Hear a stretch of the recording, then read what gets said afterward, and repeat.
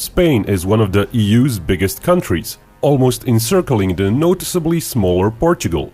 The disparity between the two extends to their population, economy and armed forces. So, if, hypothetically speaking, Spain wanted to rekindle some of the centuries-old animosities between the two and invade Portugal, could it do it within a year? Spain and Portugal had centuries of disagreements, competition as colonial powers, and even wars. The Spanish ground combat troop forces are several times bigger. The numbers shown include active army troops and marines.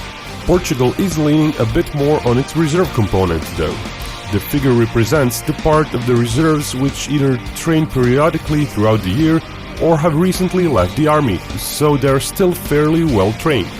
Both Spain and Portugal have a national policing force, gendarmerie of a sort, that would likely get used as some sort of aid in defenses. The topography of the area is fairly conducive to large military formations. That would not go in Portugal's favor. The one thing that would help Portugal at first is initial positioning of units. Being more compact and having no threats from the sea, Portugal could start fortifying its borders right away.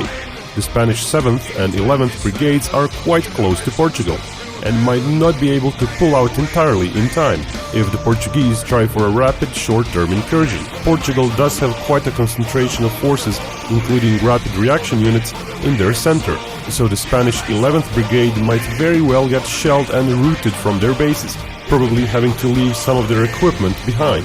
Portugal maintains 2 infantry battalions at the Azores and another one at Madeira. And in the south, the river Guadiana marks the border and would likely be populated by Portuguese troops in time, on its western banks. Guadiana is very wide there, between 100 and 200 meters. The Spanish would first have to secure a bridgehead. The main push through the middle of Portugal would come quickly, possibly forking into 2 main thrusts, one marching towards Lisbon and another going south to cut off the Portuguese forces there. Lisbon itself would be somewhat protected by the river Tagus, which snakes southwards as well.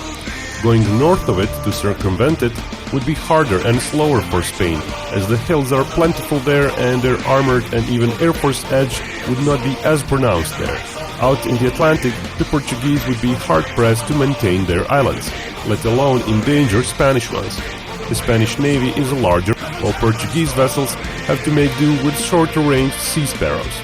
Portugal's best bet, navy-wise, would be to make use of their submarines.